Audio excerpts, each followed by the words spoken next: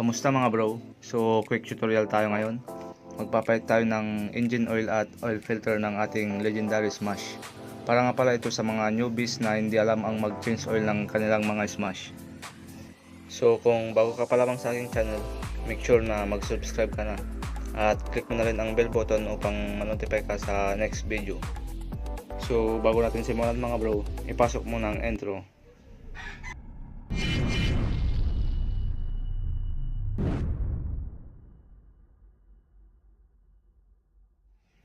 So yun mga bro, start na natin. Paandarin ko muna para uminit ng konti ang kanyang makina. So sa akin kasi mga bro, mas gusto ko yung mainit ang kanyang makina bago ako mag-change oil. Iwan ko lang sa iba kung paano sila mag-change oil, pero ako talaga ganito ang aking ginagawa. Para sa akin kasi mas maganda mag-change oil ng mainit ang makina para ma-drain ng mabuti ang kanyang oil. So kung medyo mainit ng kanyang makina mga bro, is pwede natin patayin. Ang sukat pala ng drain plug ng mga Smash natin mga bro ay 14mm. So mas maganda na gumamit tayo ng 14mm na socket wrench. Since wala tayo nun, gagamit tayo ng combination wrench. Huwag tayong gagamit ng open wrench mga bro para hindi mabilog ang ating drain plug.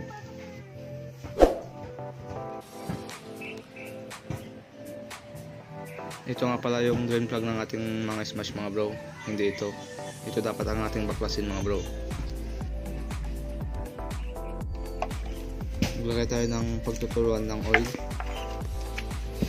Tanggalin na natin ang drain plug. Gamit tayo ng 14mm na combination wrench. Mag-ingat na pala sa pagbaklas mga bro, kasi mainit ang makina. So safety first tayo.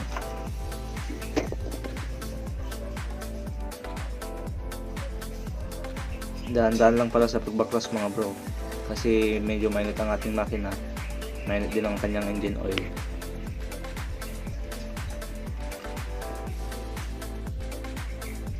Ito nga pala yung drain plug ng ating mga Smash mga bro.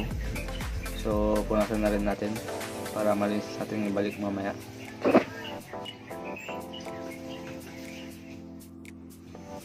Ito nga pala yung gagamitin nating oil mga bro, 10W40 siya na AC-Star. At ito rin yung oil filter. Next naman natin tanggalin mga bro ay itong cover ng oil filter. Ang sukat pala nito mga bro ay 8mm. Ito pala yung marking ng kanyang takip, so dapat ganyan din natin na ibabalik mamaya.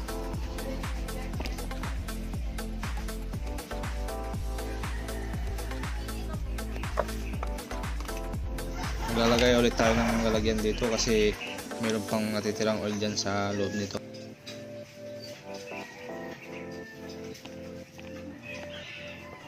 So tanggalin na natin ang kanyang takip mga bro. Gamit lang tayo ng 8mm na socket wrench. So luwagan na natin.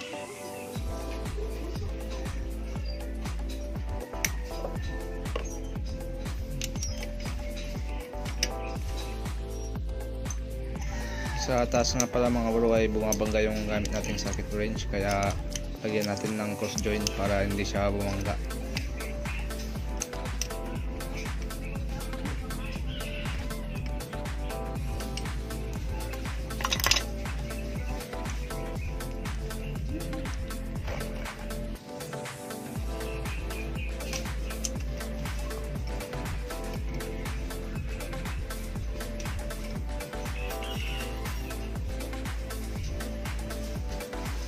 So yan mga bro, meron pang oil na natitira.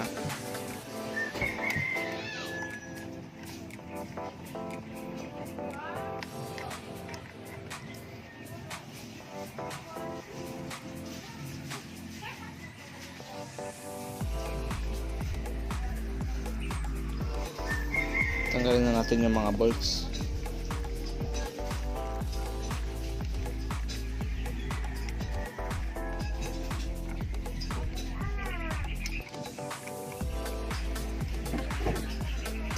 Itulak yun ang takip mga bro para madali siyang tanggalin at para hindi mahulog yung takip.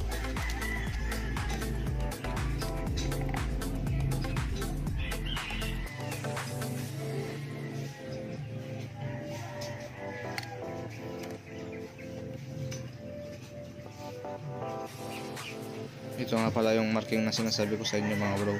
So dapat pag binalik nyo yan mamaya ay nasa baba siya.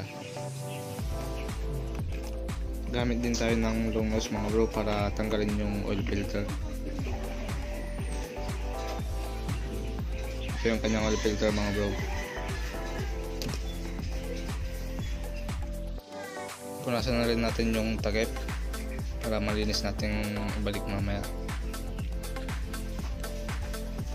Ito nga pala yung o-ring mga bro, baka makalimutan nyo.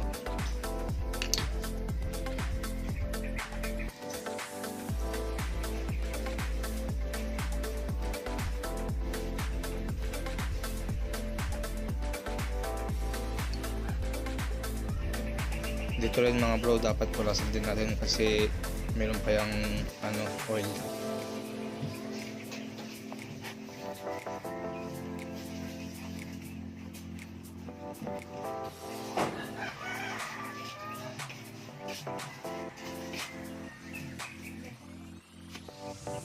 So yun mga bro, pag malinisan na natin lahat, ibalik na rin natin yung kanyang green flag.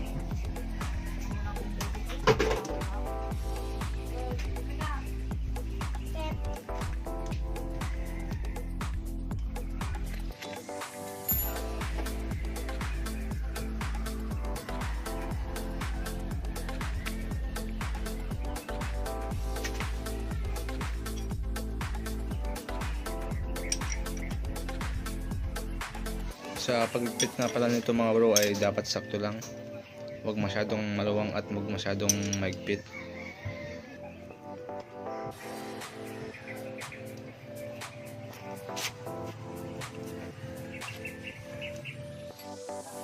Ito na yung ipapalit nating oil filter.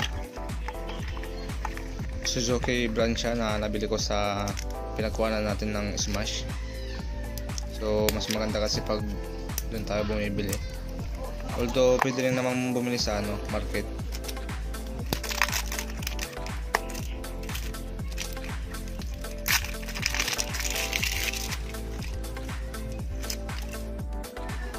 Ilagay na natin yung oil filter mga bro.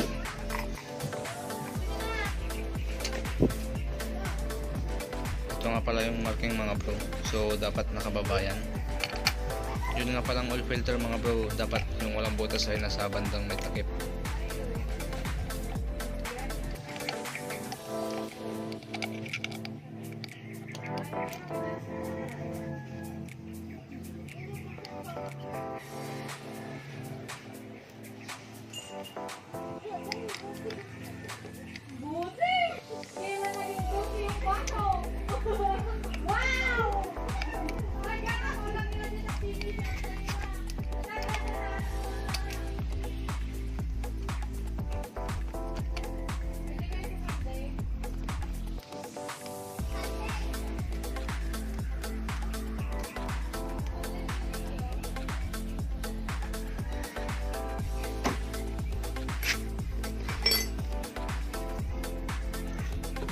So yun mga bro, higpitan na natin baka makalimutan pa.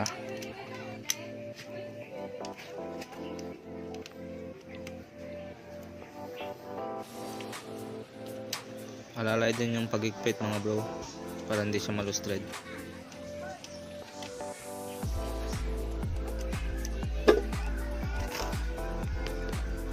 Gamit ulit tayo ng push joint mga bro kasi babangga ulit.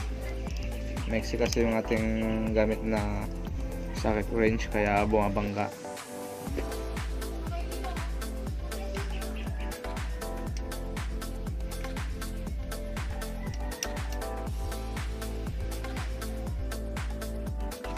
So ito yung oil na ilalagay natin, 10W40 na AC Star.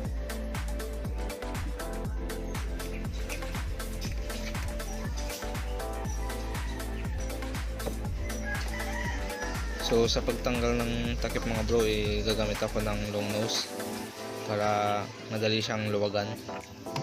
Mahirap kasi luwagan pag kamay lang mga bro.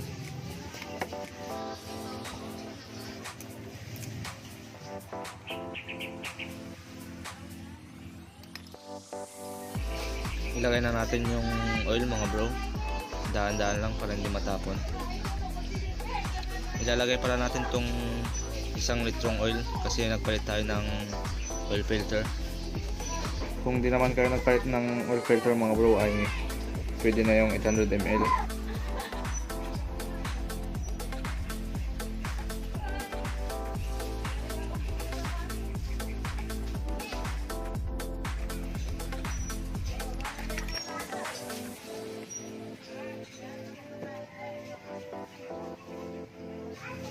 So yun, tapos na mga bro. Paandalin natin.